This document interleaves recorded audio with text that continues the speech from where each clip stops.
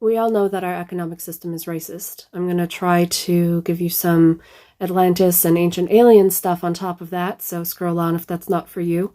Anyone heard of Nordics? Where does that come from? So did you know, the 1800s German mystics, most famously in the Thule Society, Thule meaning north, liked the Northerners, pretty etymologically close to Nordic, because they thought that they were the closest ancestors of the last Aryan descendants of Atlantis.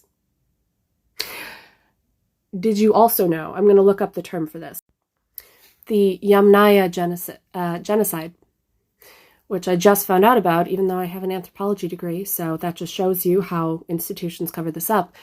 I found out about it on TikTok, but I lost the video, so I'm sorry that I can't credit the person that taught this to me, but the Yamnaya genocide was essentially a bunch of white, I looked it up, I read a bunch of stuff on it, white elite men, who wiped out all the tribes with people of color in Europe and took their women hostage and had lots of babies with them.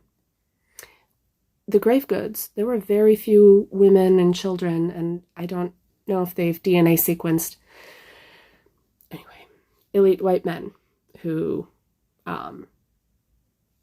raped and genocided their way across Europe millennia before the US. This is a pattern.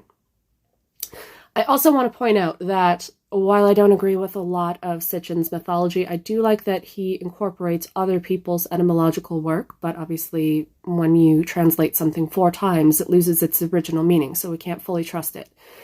But if that ancient aliens hypothesis is true, that the Antarctic ice sheet on the South Pole caused the Great Flood, which is likely the reason that Atlantis is gone, besides the actual fact that the Earth breathes and expands and recycles its surface.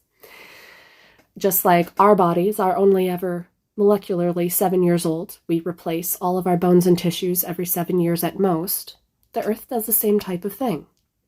Anyway, what if Atlantis was at the North Pole? I'm curious. Anyway. And that has some other mythological consequences. But, yeah, just some food for thought, as complex and dark as it is. See my previous little 15-second rant there about breeding and economics. It's ridiculous that we're even still having these discussions. And and tell me if you would like more videos like this.